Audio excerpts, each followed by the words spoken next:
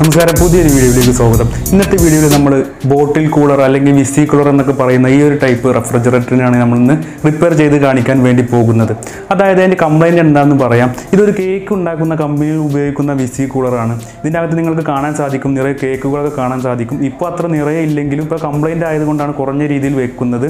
അപ്പോൾ ഇതൊരു 3 ഡോറുള്ള വലിയ വിസി കൂളറാണ്. നോർമലി നമ്മുടെ ഷോപ്പുകളെല്ലാം കാണാം ഒറ്റ ഡോർ ഉള്ളതാണ്. ഇത് 3 ഡോറുണ്ട്, കുറച്ച് വലിയ കംപ്രസറൊക്കെയാണ് ഇതിനുള്ളത്. ഇനി നമുക്ക് ജസ്റ്റ് ഇതിൻ്റെ ഡോറെല്ലാം തുറന്നിട്ട് ഉൾവശമൊക്കെ ഒന്ന് ജസ്റ്റ് നോക്കാം. കേക്കൊക്കെ അകത്ത് ഇരിക്കുന്നത് കണ്ടിട്ട് സഹിക്കുന്നില്ല. അപ്പോൾ നമുക്ക് അകത്തൊക്കെ ഒന്ന് നോക്കിയേക്കാം.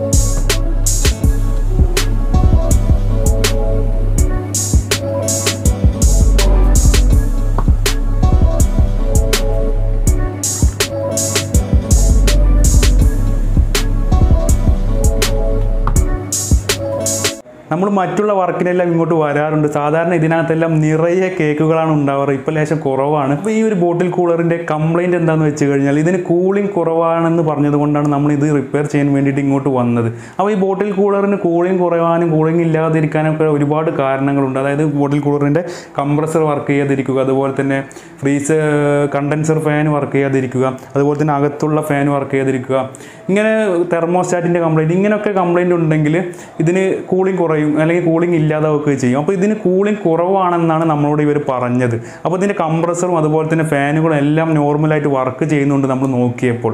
അതുപോലെ തന്നെ ഗ്യാസും നല്ല രീതിയിൽ തന്നെ ഉണ്ട്. അതായത് കണ്ടൻസർ കോയിൽ പൈപ്പെല്ലാം നല്ല രീതിയിൽ ഹീറ്റ് ആവുന്നുണ്ട്. അപ്പോൾ അതിനർത്ഥം ഗ്യാസ് ഉണ്ടെന്നൊക്കെയാണ്. അപ്പോൾ ഈ ഒരു ബോട്ടിൽ കൂളറിന് അത്തരത്തിലുള്ള ഒരു കംപ്ലൈൻറ്റുകളൊന്നും സംഭവിച്ചിട്ടില്ല. അപ്പോൾ ഇതിന് സംഭവിച്ച കംപ്ലൈൻറ്റ് എന്താണെന്ന് വെച്ച് കഴിഞ്ഞാൽ നമുക്ക് ജസ്റ്റ് ഇതിൻ്റെ അടിഭാഗം ഒന്ന് അഴിച്ചിട്ട് നിങ്ങൾക്ക് കാണിച്ചു തരാം.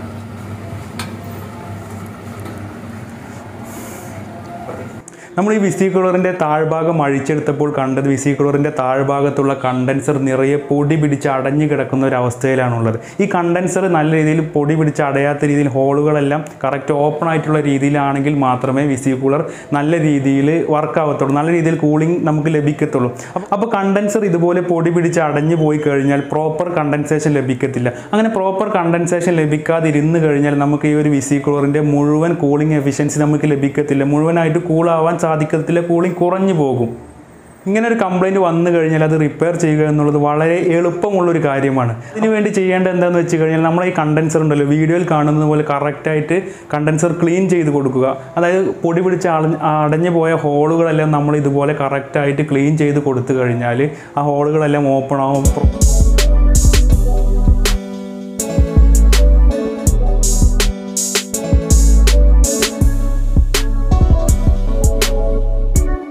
ഇപ്പോൾ കണ്ടൻസറിൻ്റെ പൊടി പിടിച്ച് അടഞ്ഞു പോയ ഭാഗങ്ങളെല്ലാം ഓപ്പൺ ആയിട്ടുണ്ട്. ഇങ്ങനെ ഓപ്പൺ ആയി കഴിഞ്ഞാൽ കണ്ടൻസേഷൻ പ്രോപ്പറായിട്ട് കണ്ടൻസേഷൻ നടക്കുന്നതിൻ്റെ ഫലമായിട്ട് വിസി കൂളർ വീണ്ടും നല്ല രീതിയിൽ കൂളാവാൻ തുടങ്ങും. അപ്പോൾ ഇങ്ങനെ ചെയ്യുമ്പോൾ നമ്മൾ ശ്രദ്ധിക്കേണ്ടത് എന്താണെന്ന് വെച്ച് കഴിഞ്ഞാൽ മറ്റുള്ള കംപ്ലൈൻറ്റുകളൊന്നും ഇല്ല എന്ന് ഉറപ്പ് വരുത്തിയതിന് ശേഷം മാത്രമേ നമ്മളിത് ചെയ്യാൻ പാടുള്ളൂ. പിന്നെ നമ്മൾ മറ്റൊരു പ്രധാനപ്പെട്ട കാര്യം ശ്രദ്ധിക്കേണ്ടതുണ്ട്. ഇത് ഇത്ര സിമ്പിളായിട്ട് ആരും എഴുതി തള്ളണ്ട. ഇത് നമ്മൾ പ്രോപ്പറായിട്ട് ക്ലീൻ ചെയ്ത് കൊടുത്തിട്ടില്ല എന്നുണ്ടെങ്കിൽ നമ്മുടെ വിസി കൂളറിൻ്റെ ഫാൻ മോട്ടോർ, അതായത് കണ്ടൻസർ ഫാൻ, അതുപോലെ തന്നെ കംപ്രസർ, ഇതൊക്കെ എല്ലാം അടിച്ചു പോകാൻ ചാൻസ് വളരെയധികം കൂടുതലാണ്. പ്രോപ്പറായിട്ട് കണ്ടൻസേഷൻ നടന്നിട്ടില്ല എന്നുണ്ടെങ്കിൽ ഇതിനെല്ലാം ബാധിക്കുന്നതാണ്. അപ്പോൾ ഇത് നമ്മൾ ഇടയ്ക്കിടയ്ക്ക് ക്ലീൻ ചെയ്ത് കൊടുക്കുന്നത് നന്നായിരിക്കും. അതുപോലെ തന്നെ പുതിയ ടെക്നീഷ്യന്മാരെല്ലാം നമ്മളിപ്പോൾ വിസി കൂളറിൻ്റെ ഫാൻ മോട്ടറും എല്ലാം ചേഞ്ച് ചെയ്യാൻ വേണ്ടി പോകുമ്പോൾ ഇതുപോലെ കണ്ടൻസർ പൊടി പിടിച്ച് അടഞ്ഞു കിടക്കുന്നത് കണ്ടു കഴിഞ്ഞാൽ അത് പ്രോപ്പറായിട്ട് ക്ലീൻ ചെയ്ത് കൊടുക്കുക. അല്ലെങ്കിൽ അത് വീണ്ടും നമ്മുടെ ഫാൻ മോട്ടോറും അതുപോലെ തന്നെ അതിനോട് ബന്ധപ്പെട്ട കാര്യങ്ങളെല്ലാം കേടായി പോകാൻ ചാൻസ് ഉണ്ട്. ഗൈസ്, ഈ വീഡിയോയിൽ ഇത്രയും കാര്യങ്ങളൊക്കെയാണ് പറയാനുള്ളത്. വീഡിയോ ഇഷ്ടപ്പെട്ടെങ്കിൽ ലൈക്ക്, ഷെയർ, സബ്സ്ക്രൈബ് ഒന്നും മറക്കണ്ട. ലൈക്ക് ചെയ്യാൻ പ്രത്യേകം മറക്കരുത്. അപ്പോൾ അടുത്ത മറ്റൊരു വീഡിയോയുമായി വീണ്ടും കാണാം. ബൈ.